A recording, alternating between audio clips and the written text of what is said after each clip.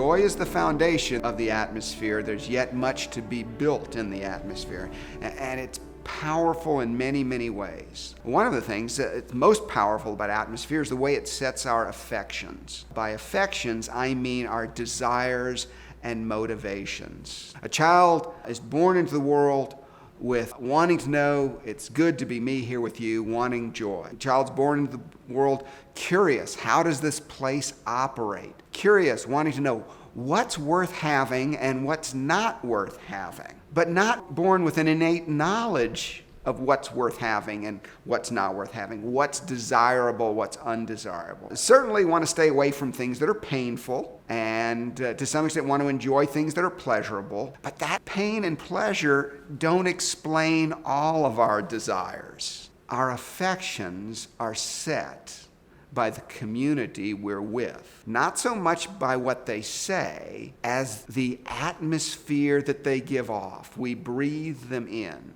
Most of our affections, our desires, are caught like the flu. And you look around and you see many of the absurd affections that people have. And you say, why is it? Well, they caught it from somebody. Someone they cared about, identified with, a group they wanted to be considered in, had a desire for a certain product, so catch the cold from one another.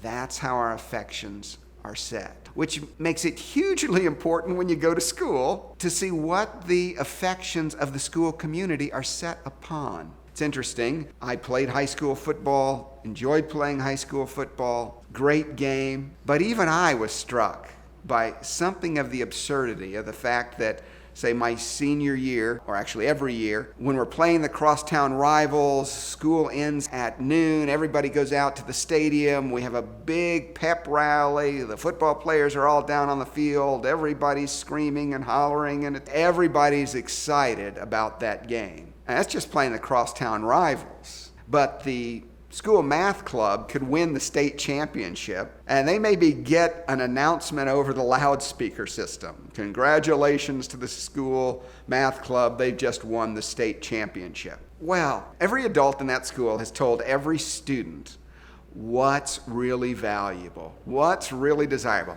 Math, not so much. It's nice, kind of nice, you won the state championship. But football, well, that's really desirable. And so we believe it. So then you ask the typical 8-year-old what he wants to be when he grows up. He wants to be a sports figure. He wants to be a celebrity, a television personality, wants to be a music star. Why?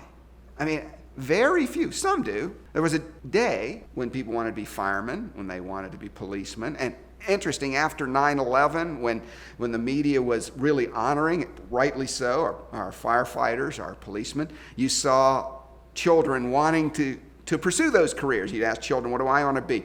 Why? Because the community had lifted this up as desirable, and so children do what children do. They breathe it in, and they have their affections set. So when you go into a school, or into a home for that matter, you ask, what is lifted up here? What does the atmosphere say is desirable, is worthy, is worth having, is worth pursuing? And when I put beautiful art on the wall, I'm saying that's valuable, that's desirable, that's worth looking at. When I put cartoon figures, giant bear, cartoonish character with a Bible verse coming out of its mouth. When I put that on the wall, I say to every child that walks into that room, this is what I think of you.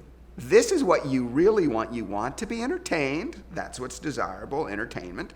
And you really aren't very sophisticated. You like cartoon characters. Well, sure, if we tell our children that's what you like, they'll say, okay, didn't know that. I guess funny bears and funny squirrels, and that's what I like. They didn't know. On the other hand, if we put great paintings on the walls and an inspirational quote, they'll say, oh, that's what I like. That's what's desirable. That's worth pursuing.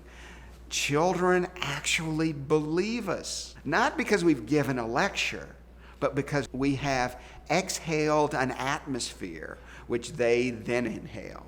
Charlotte Mason brings before us a text of her time that was written by H.G. Wells, and she talks about the adult bringing down the environment to the child's level. And we have that especially here in the United States and the consumerist culture that we are a part of. I mean, we have a special kind of environment for each age. You know, we have the infant and toddler stage, then we have the young child stage, and then we have the middle school stage, and then we have the teenage stage, and then the college stage. And so we have different kinds of environments for each of these stages. And in fact, we would say that's not necessary, that there is not an environment that's more conducive to a older student than it is to a younger student. But the environment is very natural. It's life as it is. And so there's real books and real things and real furniture.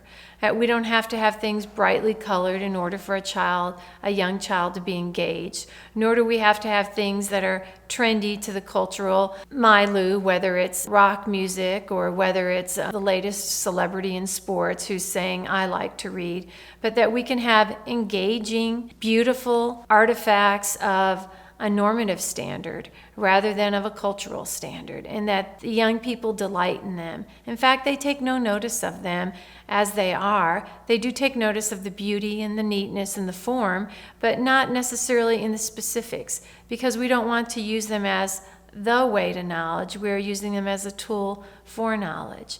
Because it's just as we are comfortable in this atmosphere, then we can give attention to the things that we need to be giving attention to, the things that we want to know about. And so none of these things are used in a distracting way. They are used in a very comfortable way. Our classrooms and learning places are very inviting. The way we sit around a desk or a table, the way we engage in interacting with a text, whether the young children are sitting on the floor and looking up to the teacher who's sitting in the chair, she reads, and our minds are meeting mind to mind. And the relationship helps that. It doesn't distract from that. When we think